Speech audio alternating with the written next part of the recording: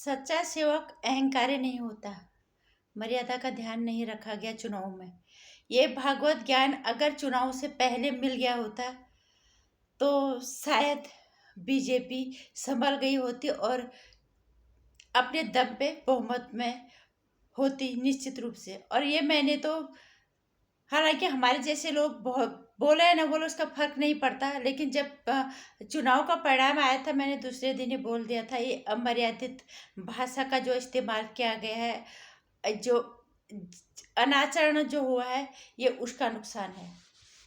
नमस्कार हिंदुस्तान, स्वागत है आपका मेरे चैनल नंदिनी जो मैं हूं नंदिनी। भागवत ज्ञान मिला भी तो तब जब सब कुछ हो गया, सत्ता भी गठबंधन के साथ सत्ता भी संभाल ली बीजेपी ने, तो उसका कोई मतलब नहीं होता। ये भागवत ज्ञान अगर पहले मिल गया होता तो शायद बीजेपी संभल गई होती। बिल्कुल भागवत जी ने संघ प्रमुख भागवत जी ने जो बोला, ये इन्होंने अब जाके बोला है। अगर ये पहले बोल देते तो बीजेपी अपने दम पे बहुमत में होती, शायद कुछ संभल गए होते बीजेपी वाले। क्योंकि उन्होंने कहा है सच्चा सेवक अहंकारी नहीं होता, चुनाव में मर्यादा का ध्यान नहीं रखा गया। और ये मैंने बहुत पहले ही, जब चुनाव का परिणाम आया था, मैंने दूसरे दिन ये चीज़ बोल दिया था। और मैंने पहले भी एक वीडियो बनाई थी। और लोग क्या बोलते हैं नहीं फर्क पड़ता, लेकिन देश का प्रधानमंत्री जो इतने बड़े पद पे पूरी दुनिया में जो लोकप्रिय है, अगर वो मर्यादा का ध्यान नहीं रखेंगे, वो भी तब जब आप मर्यादा पुरुषोत्तम भगवान श्री राम के अनुयायी अपने आप को कहते हो, तब तो उसका परिणाम यही होना चाहिए था। अभी भी मैं कहूँगी संभल जाओ। अब भी बीजेपी अगर संभल जाएगी अब, तो अगले चुनाव में इसका फायदा हो सकता है। हर जगह इसका फायदा हो, लेकिन यहाँ पे भगवत जी ने ज्ञान भी दिया तो बाद में दिया, लेकिन अब भी संभल जाएं, काफ़ी ठीक है, सही रहेगा इनके लिए। और फिर भी मैं एक बात और कहना चाहूँगी, संघ प्रमुख जो भागवत जी ये है, इस बार चुनाव में संघ की प्रमुखता नहीं रही। संघ हमेशा हावी रहता है चुनाव पे, कहीं ना कहीं प्रचार में वो शामिल रहते हैं, लेकिन इस बार नहीं रहे। कुछ तो समस्या रही होगी शायद। जिस डंके की चोट पे भागवत जी ने अभी बोला, ये पहले बोल देते। और एक चीज़ हमें भागवत जी की पसंद नहीं आई, उन्होंने ये कहा है कि हमारे देश के जो प्रतिपक्ष है उसको विरोधी क्यों माना जाता है। इस बात पे हम, आपने सत्ता पक्ष को तो आगाह किया, लेकिन आपने सत्ता पक्ष के विरोधियों को आगाह नहीं किया। क्योंकि सत्ता पक्ष के जो विरोधी हैं वो भी जो प्रतिपक्ष, जिसको आप कह रहे हो कि प्रतिपक्ष कहना चाहिए, बिल्कुल हम तो विपक्ष ही कहते हैं, लेकिन उन्होंने सत्ता को ये नहीं समझे कि ये भी चुन के सत्ता में बैठे हुए हैं। उन्होंने इस तरह से उनके साथ बर्ताव किया जैसे वो कोई मतलब तानाशाह। एक यूट्यूबर ने तो तानाशाह बोला ही, विपक्ष वालों ने खुलेआम उनको तानाशाह, अहंकारी, पता नहीं क्या क्या बोला। तो आपका ये ज्ञान दोनों तरफ बराबर होना चाहिए। और मैं सभी को कहना चाहूँगी, चाहे सत्ता पक्ष हो चाहे विपक्ष में बैठे हुए लोग हों, जो भी लोग संसद तक पहुँचते हैं उन्हें वो सम्मानित है हमारे लिए, क्योंकि हमने उन्हें चुन के अपने देश की संसद या विधानसभा तक भेजा होता है। हम उन्हें भेजते तो हमें मर्यादाओं का ध्यान, भाषा की मर्यादा हमें भी रखनी चाहिए। और मैंने कहा इस बार मोदी जी ने भाषा की मर्यादा को, और उन्हें तो तोड़ा है, लेकिन मोदी जी की मुझे उसी समय लगे कि मोदी जी की अमर्यादित भाषा बहुत नुकसान करेगी।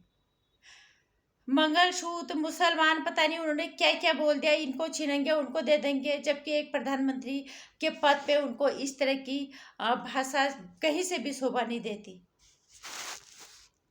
पहले तो किसी को नहीं बोलना चाहिए।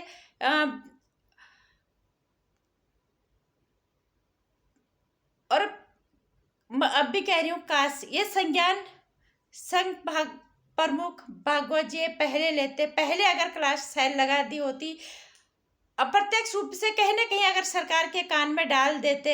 उन्हें जब ये आभास हो गया था कि अहंकार की तरफ बढ़े, अमर्यादा की तरफ बढ़े, क्योंकि काफ़ी टाइम से हो रहा है चुनाव प्रचार हम नेताओं की भाषा को खासकर प्रधानमंत्री की भाषा को तो सभी नोटिस करते हैं, तो क्यों संघ पर तब तब क्यों नहीं आगाह किया सबको, शायद संभल जाते। इस बात का हम पूरी तरह से समर्थन करते हैं। जो प्रमुख भागवत जी है, इन्होंने डंडा दिया तो सही, लेकिन काफ़ी देर के बाद, लेकिन फिर भी अगर ये संभल जाते हैं तो गलत नहीं है। और फिर एक चीज़ और मैं कहना चाहूँगी, संघ को इस तरह की क्लास लेते रहना चाहिए। अगर आपको किसी को भी लगता है, देश के कोई भी जाने माने गणमान्य व्यक्ति है जिन्हें लगता है कि सरकार गलत जा रही है, गलत कर रही है, तो आगाह करो, क्योंकि उन्हें हमने चुना है। हम अपना देश उनके हाथों में देते हैं, तो उनकी कमियों को, उनकी गलतियों को बताना ये हमारी जिम्मेदारी बनती है। देश के नागरिक होने के नाते बड़े गणमान्य व्यक्ति जो मशहूर हैं, जिनकी चलती है, जिनकी सुनते हैं, जिनकी कोई हैसियत है, उन्हें बीच बीच में आगाह करते रहना चाहिए, चाहे देश का सत्ता पक्ष है या देश का प्रतिपक्ष है। जो भी गलत जा रहा है, जो भी मर्यादाओं को लांघ रहा है, उन्हें आईना दिखाना, सही राह दिखाना, ये सभी की जिम्मेदारी बनती है। सिर्फ ये नहीं कि सत्ता पक्ष से कोई हम बोले या विपक्ष कोई, जो भी नेता जिन पे जनता भरोसा करती है और जो अमर्यादित जाते हैं, उन्हें आगाह करना, ये सभी की जिम्मेदारी बनती है अपनी अपनी तरफ से। चाहे वो देश का नागरिक है, चाहे कोई गणमान्य व्यक्ति है, कोई मशहूर व्यक्ति है जिनकी पहुंच है, कोई कानून में है, कोई को जो जहाँ पे भी है, अपनी आवाज़ उठानी चाहिए। निश्चित रूप से हमें भी लगा इस बार कुछ अहंकार, कुछ अमर्यादाएं, कुछ मर्यादाओं को लागा है हद से ज़्यादा। ये उसी का नतीजा था, और मैंने चुनाव परिणाम के दूसरे दिन ही बोल दिया था कि ये अमर्यादित भाषा के इस्तेमाल का ही नतीजा है। वो भी तब जब एक प्रधानमंत्री के पद की गरिमा को धूमिल कर दिया गया खुद मोदी जी के द्वारा। शायद उन्हें इस चीज़ का एहसास हो जाना चाहिए अब, और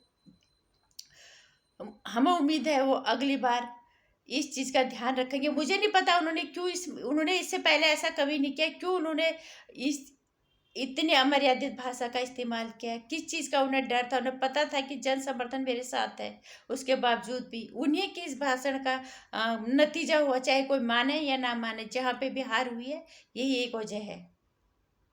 इसलिए सभी को सकारात्मक रूप से, जो भी नेता गलत करते हैं, अपनी आवाज़ उठानी चाहिए, ताकि वो संभल सके, ताकि देश को नुकसान ना पहुंच सके। जय हिंद, जय भारत, वंदे मातरम, जय श्री राम। संघ प्रमुख मोहन भागवत जी, इस बार संघ की कोई ज़्यादा भागीदारी नहीं रही चुनाव में कहीं पे भी, लेकिन उन्होंने डंडा दिया तो सही, पर देर से। अब भी संभल जाएंगे, बिल्कुल वो नहीं है, देर नहीं हुई है, क्योंकि अहंकार पतन की तरफ ही जाता है। और क्योंकि मैंने कहा ना, एक आम आदमी की उतनी कोई नहीं सुनता है। मैंने जब चुनाव परिणाम आए थे उसके दूसरे दिन ही बोल दिया था, दो कारण, एक तो अमर्यादित तरीके भाषा का जो इस्तेमाल हुआ है, जो गलत आचरण हुआ, दूसरा लोगों को एक ओवर कॉन्फिडेंट था कि आएगा तो मोदी, लोग वोट देने नहीं निकले। लोगों को ये था कि जाएंगे तो, आना तो मोदी नहीं है, एक हमारे वोट से क्या फ़र्क पड़ता है, यही चीज़ें हैं। लेकिन सबसे ज़्यादा यही जो अमर्यादित अहंकार जो भागवत जी ने अब बोला है, यही हावी था। काश वो पहले बोल देते तो शायद बीजेपी संभल जाती। हम ये नहीं कह रहे कि हमारे देश में अगर 99 जितने भी सांसद आ गए वो गलत है, लेकिन उन पे हमें भरोसा नहीं है कि वो एक अच्छे विपक्ष की भूमिका निभा पाए, उन पर भरोसा आज भी नहीं है। इसलिए हम चाहते हैं हमारे देश का विपक्ष, हमारे देश का जो प्रतिपक्ष है, एक जिम्मेदार प्रतिपक्ष हो, ये राष्ट्रभक्ति उनके अंदर हो, सच में देश के लिए कुछ करने का जज्बा उनके अंदर हो, बजाय कि अपने किसी भी तरह से सत्ता हासिल करने की सोच के। नमस्कार। मोहन भागवत जी का दिया हुआ ये ज्ञान अगर आपको पसंद आता है, वीडियो को लाइक और शेयर कर दिया, चैनल को सब्सक्राइब कर लीजिएगा। आने वाली वीडियोज़ की जानकारी के लिए घंटी आइकन प्रेस कर दीजिएगा।